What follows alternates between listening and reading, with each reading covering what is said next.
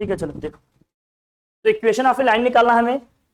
कैसे निकाल रहे हैं? जब इक्वेशन हमारा क्या हो भाई, दो पॉइंट से पास हो रहा है, मान लीजिए पॉइंट ए और बी से पास हो रहा है। ए का कोऑर्डिनेट है x1 y1, बी का कोऑर्डिनेट है x2 y2। सी का इक्वेशन क्या बनेगा, y minus y1 y2 minus y1 upon x2 minus x1, bracket में क्या आएगा x माइनस x1। हमने कहा जब हमें लाइन का इक्वेशन निकालना हो और लाइन का केवल क्या कोई एक पॉइंट दिया हो कि किसी एक पॉइंट से पास हो रहा है और इसका स्लोप क्या है, m दिया है। स्लोप का मतलब वही tan थीटा दिया है।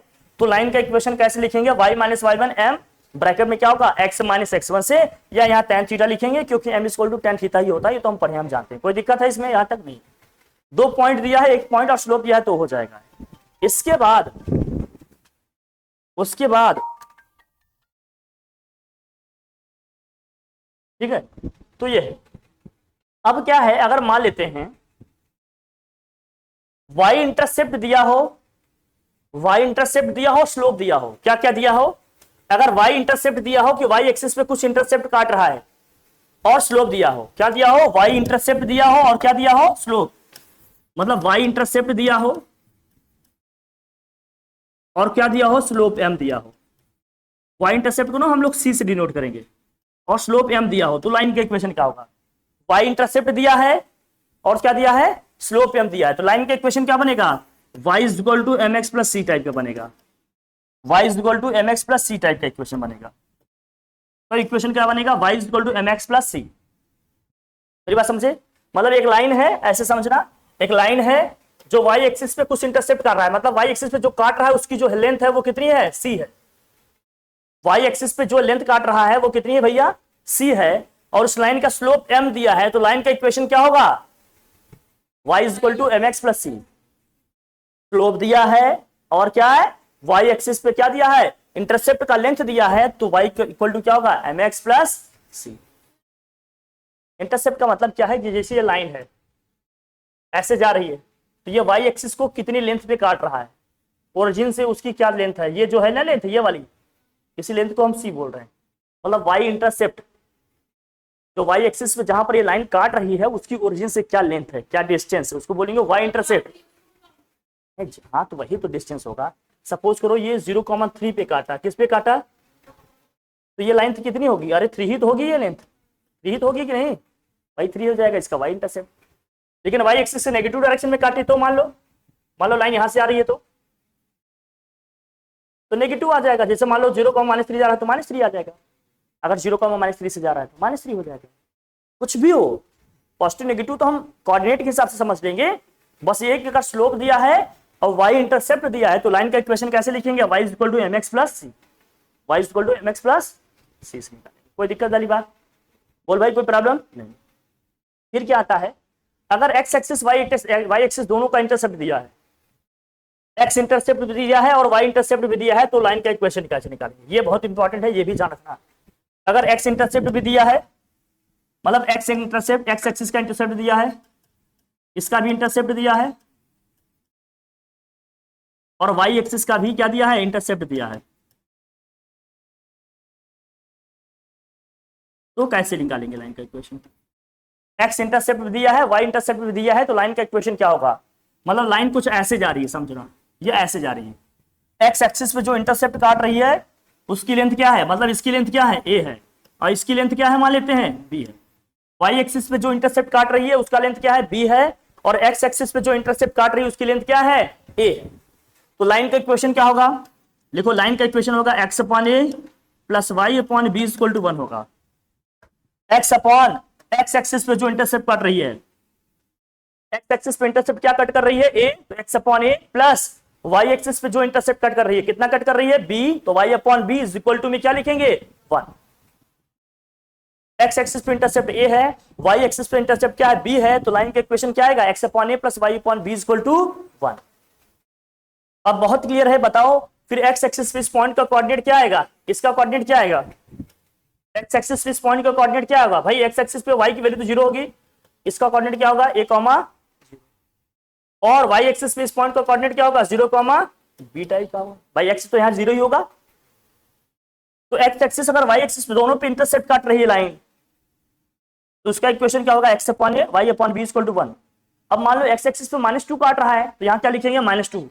y equal to y axis पे -5 काट रहा है, तो यहाँ क्या लिखेंगे, -5। जो भी इंटरसेप्ट काट रहा होगा वही रख लेंगे, बस फॉर्मेट ये रहेगा इक्वेशन का लिखने का, ये समझ में आना चाहिए। इक्वेशन ऑफ स्ट्रेट लाइन लिखने के समझ में आया कितने फॉर्मेट है। जब 2 पॉइंट दिए होंगे तो ये, जब 1 पॉइंट स्लोप दिया होगा तो ये, और वाई इंटरसेप्ट दिया होगा, स्लोप दिया होगा, केवल वाई इंटरसेप्ट दिया है, एक्स एक्सिस वाला नहीं दिया है, और स्लोप दिया होगा तो ये, दोनों का इंटरसेप्ट दिया होगा तो ये। इतने ही फॉर्मेट है लाइन की इक्वेशन लिखने के लिए। कितने फॉर्मेट आपको दिख रहे हैं यहाँ, 1 2 3 एंड क्या है 4, दैट्स इट। इन्हीं 4 में से अपना पूरा गेम हो जाना है।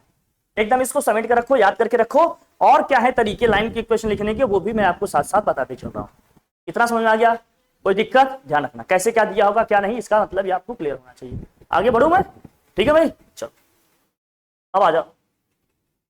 फिर कभी कभी आता है 2 लाइन पैरेलल हैं, 2 लाइन परपेंडिकुलर हैं, तो क्या होगा, या किसी लाइन के पैरेलल लाइन के इक्वेशन लिखना हो तो कैसे लिखोगे, किसी लाइन के परपेंडिकुलर लाइन के इक्वेशन लिखना होगा तो कैसे लिखेंगे, ये सारी चीजें भी हमें आनी चाहिए, और स्लोप से रिलेटेड भी थोड़ा सा कॉन्सेप्ट होना चाहिए, तब जाकर इसके क्वेश्चन वगैरह हमसे ढंग से क्या होंगे, बनेंगे। लिखे लिखिए, conditions for parallelism and perpendicularity.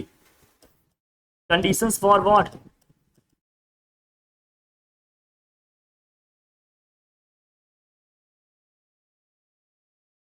Parallelism and perpendicularity.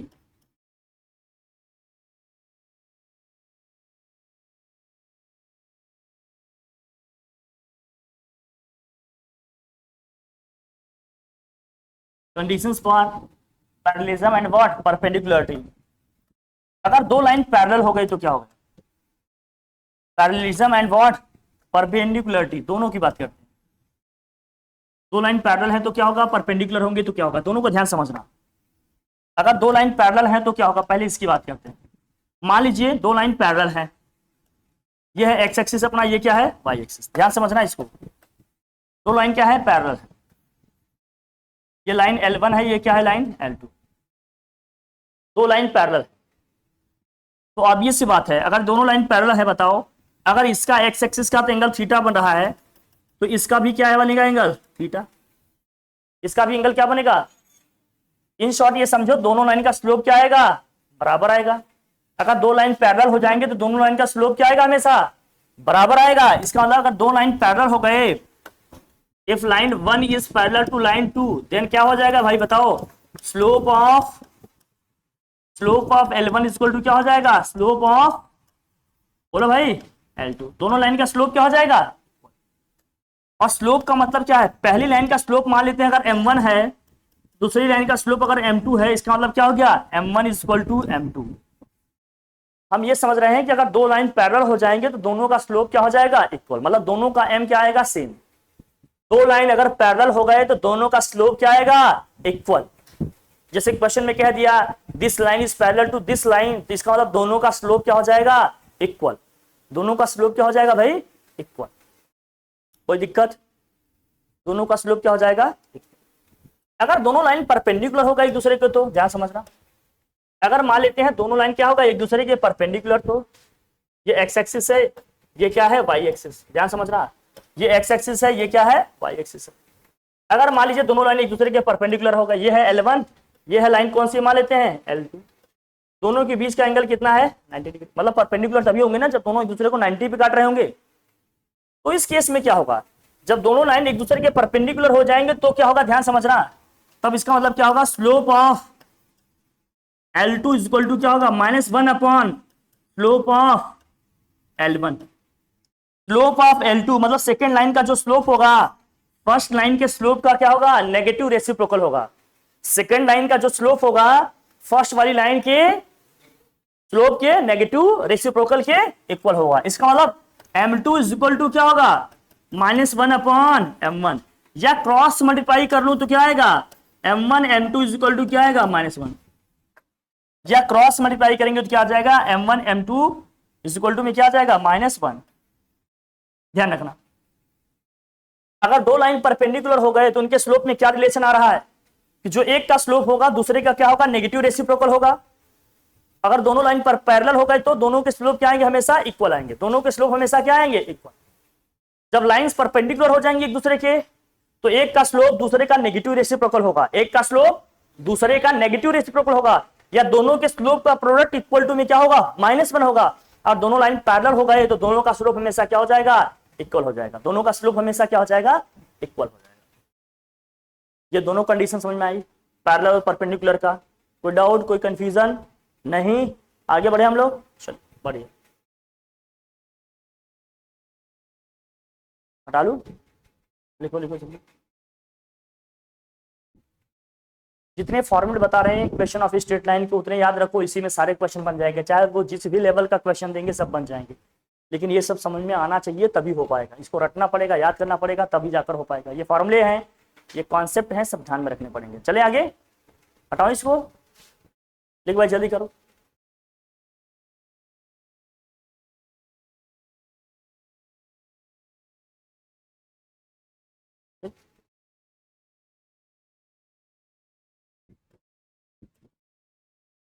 अब देखो ना, जैसे मान लीजिए दो लाइन के बीच का एंगल निकालना होगा, एंगल बिटवीन टू लाइंस क्या हुआ, angle between two line, angle between two lines, दो लाइन के बीच का अगर मुझे एंगल निकालना होगा तो कैसे निकालेंगे, देखो। तो यहां से होता है tan theta is equal to mod of m1 minus m2 upon 1 plus m1 m2।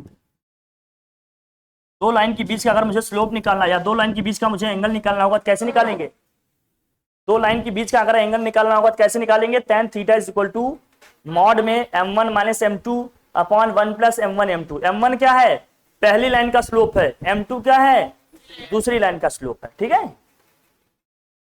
ठीक। अब जैसे मान लो इसको सॉल्व करते हैं, जैसे इसको हम सॉल्व किए, इक्वल टू में आ गया 1, उधर सॉल्व किए क्या आया, इक्वल टू में 1।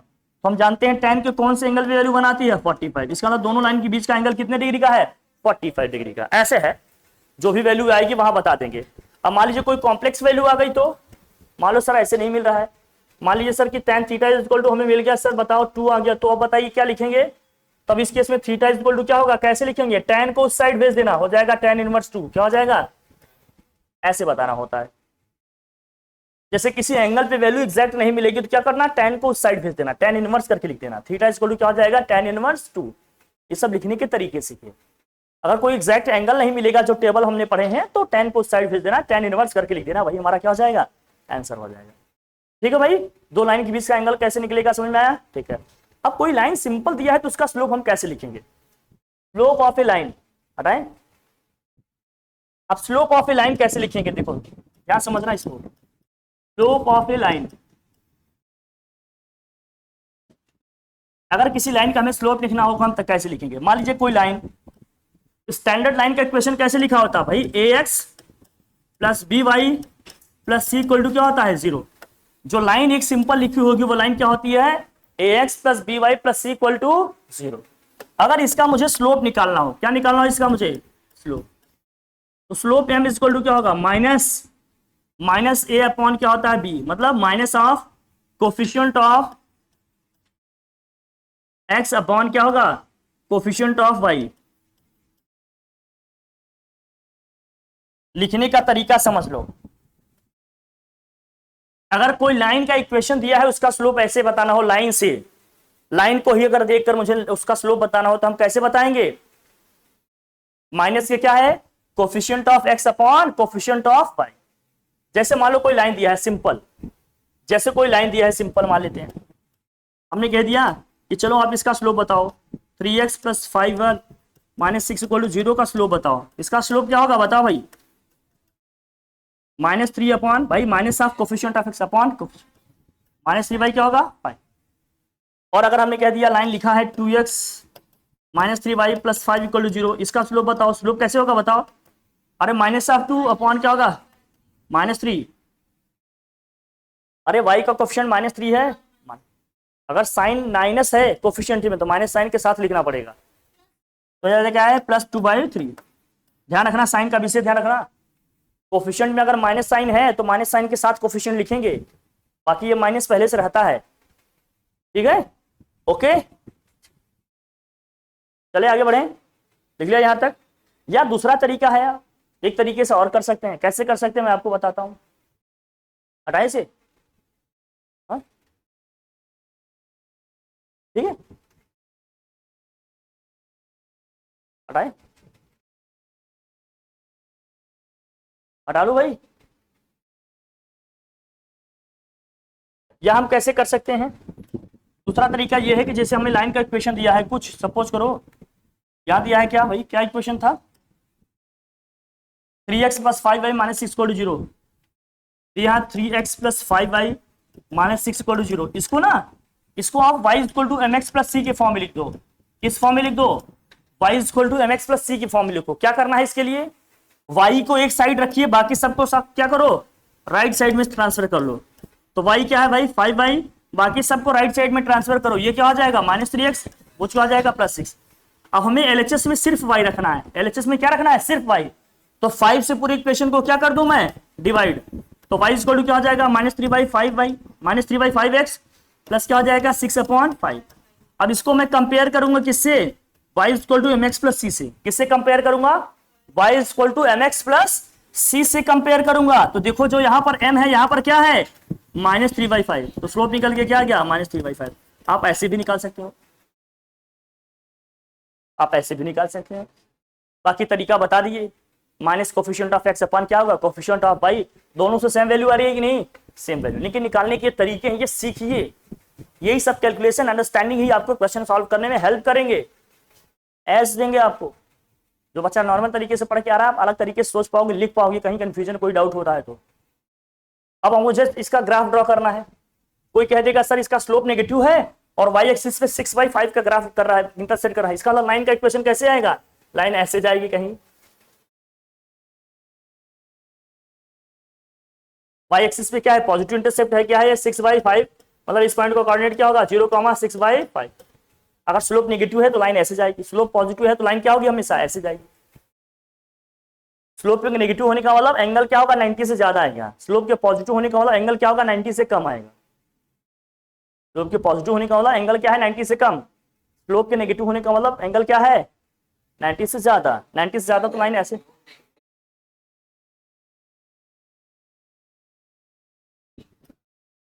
स्लोप अगर नेगेटिव है बेटा, इसका मतलब जो थीटा है हमारा 90 से ज्यादा है, मतलब उस केस में लाइन ऐसे जाएगी तुम्हारी, या ऐसे ऐसे, कहाँ काट रहा है ये देखना पड़ेगा, वो स्लोप बताएगा ना कितना काट रहा है। अगर स्लोप पॉजिटिव है तो, स्लोप के पॉजिटिव होने का मतलब क्या है थीटा 90 से कम है, तब लाइन हमारी ऐसे जाएगी, ये ऐसे जाएगी। अब वो देखना पड़ेगा स्लोप कहाँ काट रहा है, कैसे काट रहा है, लाइन इस तरह से जाएंगी।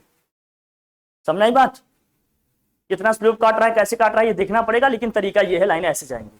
ये सब समझने के तरीके हैं, हम समझेंगे कि कैसे लाइन कहां से जा रही है, तभी लाइन के इक्वेशन वगैरह लिख पाएंगे, अदरवाइज नहीं लिख पाएंगे।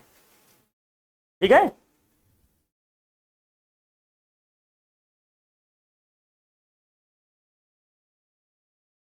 हटाएं इसके, लिख लिया। देखो equation of parallel and perpendicular line, equation of parallel and what perpendicular line.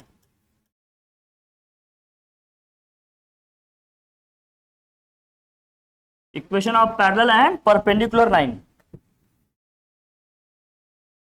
Equation of parallel and perpendicular line. मान लीजिए एक इक्वेशन है, लाइन में दिया है आपको ax plus b y plus c equal to 0, ax plus b y plus c equal to 0। इसके हमें क्या करना है, पैरेलल लाइन का इक्वेशन भी लिखना है, और इसके हमें क्या करना है परपेंडिकुलर लाइन का इक्वेशन भी लिखना है। इसके हमें पैरेलल लाइन लिखना है, इसके हमें पैरेलल लाइन का इक्वेशन लिखना है, और इसी के परपेंडिकुलर लाइन का इक्वेशन लिखना है।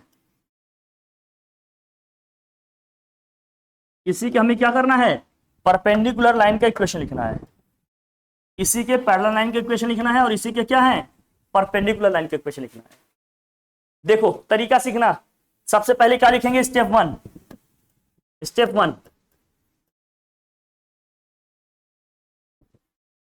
अगर पैरेलल लाइन का इक्वेशन लिखना है तो हम कैसे लिखेंगे, जब पैरेलल लाइन का इक्वेशन लिखना है तो यहां से यहां तक की चीजें सेम आएंगी, यहां से यहां तक की चीजें क्या आएंगी एकदम सेम। इसको लिखेंगे ax plus b y plus मान लेते हैं k इक्वल टू में क्या होगा 0, ये इक्वेशन 1 है मान लेते हैं।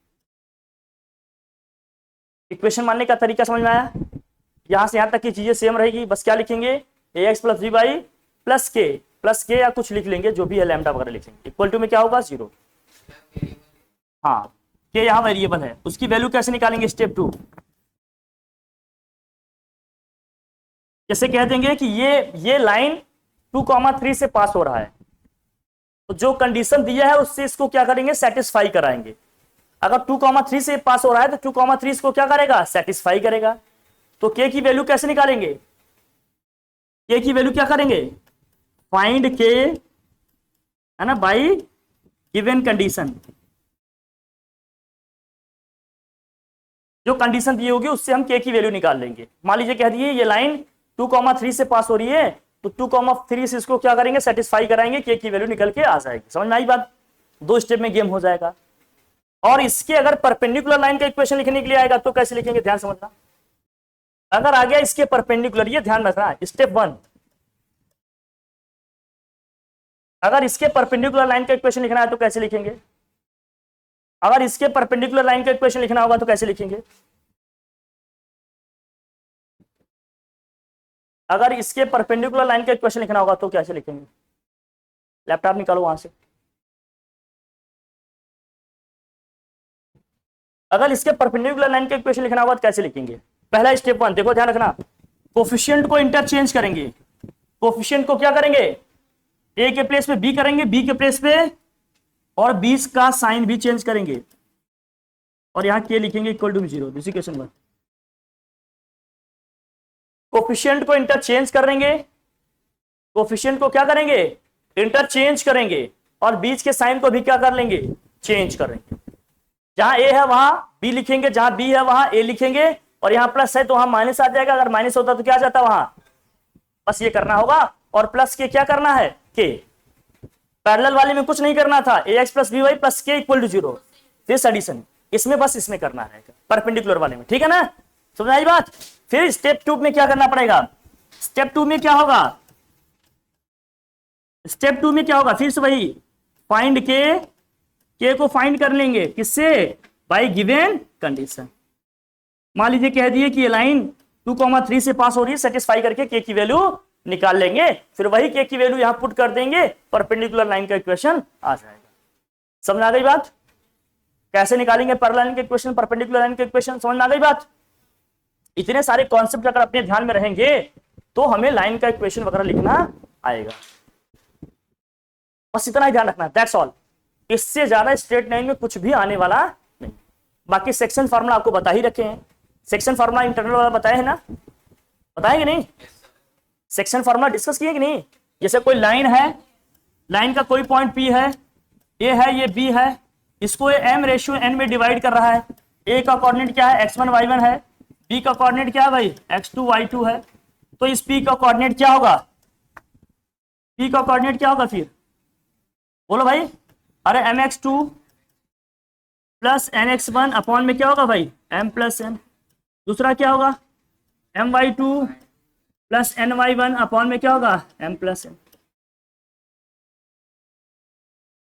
क्या होगा? m plus. अगर मिड पॉइंट की बात करेंगे तो मिड पॉइंट का भी लिखवाया हमने। मिड पॉइंट का क्या बताया था जरा बताना भाई। मिड पॉइंट अगर P है तो मिड पॉइंट होने का मतलब क्या है? ए बी को वो 2 इक्वल पार्ट में डिवाइड कर रहा है। तो इस समय क्या होगा इसका coordinate? x1 plus x2 by 2 comma क्या होगा? y1 प्लस, ये भी डिस्कस किया था। बाकी स्लोप वगैरह तो निकाले ही है, कोई दिक्कत? इतने फॉर्मेट अगर आपको याद होंगे तो लाइन का इक्वेशन लिखना आ जाएगा।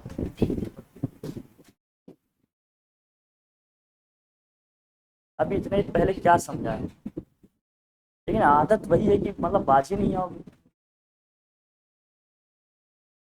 करोगे वही सब जो हम मना करेंगे। एक बार ध्यान रखना, डिसीजन लेने के बाद मैं बदला नहीं करता।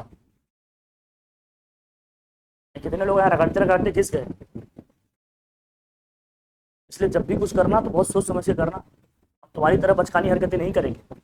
एक बार डिसीजन लेंगे वही फाइनल रहेगा, चाहे जो कर लो फिर। ठीक है, फिर इतना रिवीजन प्रैक्टिस कर लो तो इसके क्वेश्चंस आपसे बनने लगेंगे। डन। डिस्टेंस फार्मूला आपको पता ही है, 2 पॉइंट के बीच का, रूट में x2 माइनस x1 का होल स्क्वायर। पता है कि नहीं? 2 पॉइंट के बीच का डिस्टेंस का फार्मूला क्या है?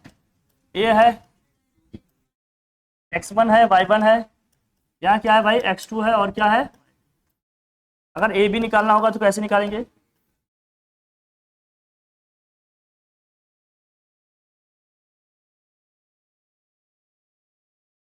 पता ही है डिस्टेंस फार्मूला, कोई दिक्कत नहीं ना। बाकी इसके क्वेश्चन अपन करेंगे, ठीक है भी, ठीक है, थैंक यू।